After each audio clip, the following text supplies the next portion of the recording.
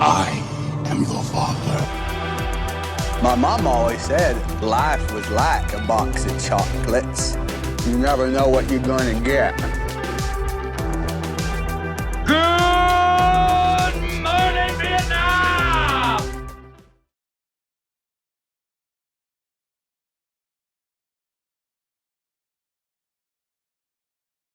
Hey guys, me RYVIEW here, and welcome to Movie Reviews, the show where I watch movies so you don't have to. I know I've made a lot of these by now, and I'm sorry about that, but I'm keep trying to find new ways that I can do this, and hopefully I'm finally trying to find a way that I can keep a rhythm with it. You never know, it's all mysterious and mysteries.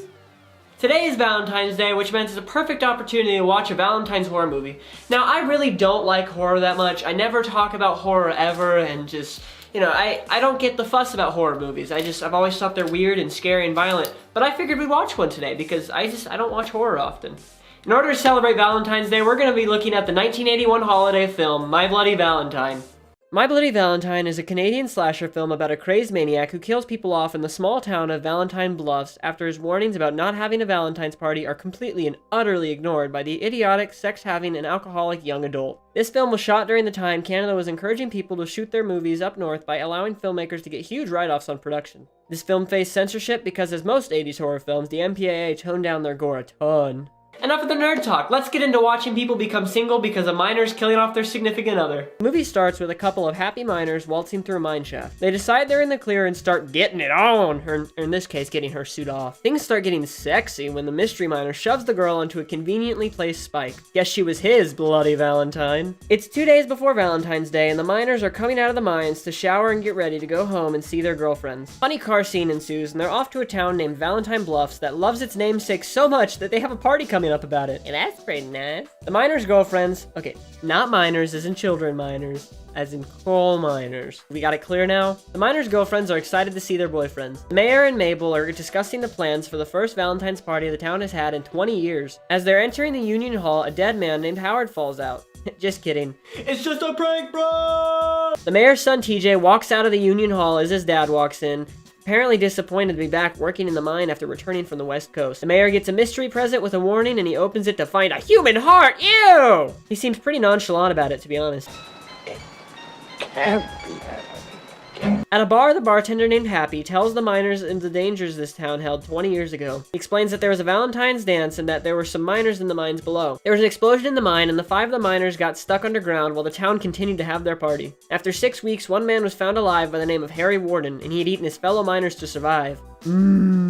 Protein. Harry Warden went to a mental hospital and came back a year later to take revenge on the supervisors who were very careless. Harry killed them with a pickaxe, carved out their hearts, and put them into candy boxes. He warned the town never to have another Valentine's party. Harry Warden also goes back to the mine every year in order to kill those who don't heed his warning. Of course, like the horror kids they are, no one actually cares. Turns out TJ's girl Sarah had left him for a blonde-haired buckaroo named Axel once TJ had left for the coast. Hey man, not her fault you left her in a town named after a holiday that is about love. Should have thought that one out better. The mayor and the chief take the heart to get examined by a coroner, and it turns out to be a real human heart of a young woman. They plan to go and see if Harry Warden is at his mental institution the next day. Elsewhere, a mystery miner stalks Mabel as she's at the laundromat. I don't know what's more killer, the miner about to stab her with a pickaxe or the price per load of laundry. Whew! The miner leaves a package for Mabel, and as she goes to look at it, the lights go out and the miner attacks her with his pickaxe.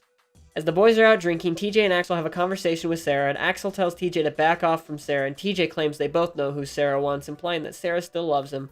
It is now February 13th, and the chief is speaking with the mental hospital about Harry Warden. The lady there states there was never a Harry Warden at the hospital, and there are no files on him either. The chief begs her to keep looking and hangs up. Patty and Sarah are walking and talking and discussing about who Sarah's gonna pick for the dance. Sarah even says she doesn't want to go to the dance, but Patty convinces her and gives us some dramatic irony. I may not get out alive. The chief heads to the laundromat to find Mabel. He opens a dryer and finds Mabel's cooked corpse. Medium rare. The crime scene is being cleaned up at the laundromat, and the mayor and chief discuss what their plan of action will be. They settle on hiding Warden from the town as to not raise panic. They find another warning telling him to cancel the dance. The chief shuts down the Union Hall and explains to the kids that the party has been canceled due to the death of Mabel. He makes sure to tell them not to party, but never discloses the idea of Warden being back in town. TJ picks up Sarah, who shows little reluctance to this, and he takes her to a pretty waterfront view. Sarah asks why TJ never wrote to her or called her while he was gone. He explains he couldn't for some stupid reason, and that he had learned from his mistakes. Sarah cries some more as TJ tries to make amends. They also share a kiss.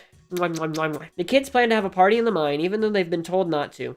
Happy gives one last warning, which they yet again ignore! Jeez Louise, all are idiots! Happy makes his way over to mine and decides to set up a chain reaction miner in the door to scare the kids when they come the next day. He tests it out and laughs with glee as it works, but then he opens the door again and gets a pickaxe right in the head! Yeah! Oh, look at that! Oh, is an eyeball popping out? Disgusting! Killer drags his victim away. It is now February 14th and the town looks deserted as hell. That night, the kids head off to have their party. The chief receives another candy package, but when he opens it, it turns out to be an actual chocolate. Chief decides he's going to check out the mine, and as he's about to leave, he discovers a human heart candy box outside of the station. The note blames the chief for not stopping the mine party that he did not know about. That might be a bit extreme for me, Harry. I don't see the point of blaming the chief for all this. At the party, a guy named Dave wanders into the kitchen to marvel at the boiling vat of hot dogs when the killer miner sneaks up behind him and shoves his face into the hot boiling water. That poor lad just got boiled to death. TJ and Axel get into a fight over Sarah again, and Hollis manages to stop them. Axel walks out with a huff. Oh, poor Axel, you and your baby. Sarah tells TJ she just wants to be alone. Axel goes to his crybaby corner and sips his beer in agony. Partying continues when Sylvia and her boyfriend sneak off to, you know, do what young characters in horror films always do. Play cards! I'm just kidding. Yeah, they're gonna have sex. As they're kissing, Sylvia's boyfriend decides to leave and go get some beers. This leaves Sylvia all by herself. The girls find a human heart in the hot dog vat, and a boy comically opens up a fridge and misses Dave's severed head. I actually laughed out loud at this scene. Back with Sylvia, the miner starts to attack. He drops suits on her that freak her the hell out. Lastly, the miner grabs her by the head and forces her onto a faucet. Ugh, it's cringy, gross. Ew. I guess that's one way to fix your water system. John then finds her dead in the showers. The kids decide to go down in the mine because nothing says romance like riding minecarts. That's how I got my Minecraft girlfriend. They beg to explore the mine and Hollis obliges. Mike and Harriet decide to split off from the group and get it on. They eventually find Dave and Sylvia are dead. Axel screams that it's Harry Warden and all hell breaks loose. TJ and Axel agree to go save the people down in the mines. The group is walking in the mine when they hear Harry Warden breaking the light bulbs. That's why you should always carry a torch. TJ finds the mine group and tells them that Harry Warden is back. Hollis and TJ leave Howard in charge of watching the girls as the two of them split up to search for clues. Did he do it for a Scooby snack? Hollis finds Mike and Harriet dead and in turn finds Warden, who promptly kills Hollis with a drill gun to the skull multiple times. Ouch, that looks painful. The miner gives Hollis's body to Howard, Patty, and Sarah as a gift, and he comes waltzing towards them. Howard runs away and leaves the girls behind. Axel finds Patty and Sarah. They begin to leave. TJ eventually catches up with them. As the kids get to the elevators, they see the button panel is broken. TJ decides they're all going to have to climb out of there. As they climb the ladder, Howard's body falls from the sky. The rope that has him by his neck takes his head clean off. They climb back down and go looking for a new path. Axel falls into the water and is presumed dead. Final three trudge on. The girls get separated from TJ when suddenly, Harry Warden! He swings his pickaxe straight into Patty's gut. Sarah is now our final girl. Above, the police finally arrive with the chief to save the day and head into the mine. TJ finds Sarah and they continue on through the mine yet again. Harry Warden catches up with TJ and Sarah and they all hop onto minecart. Warden and TJ get into a miner fight! Warden keeps on swinging, so TJ and Sarah duck into a tunnel with Warden in hot pursuit.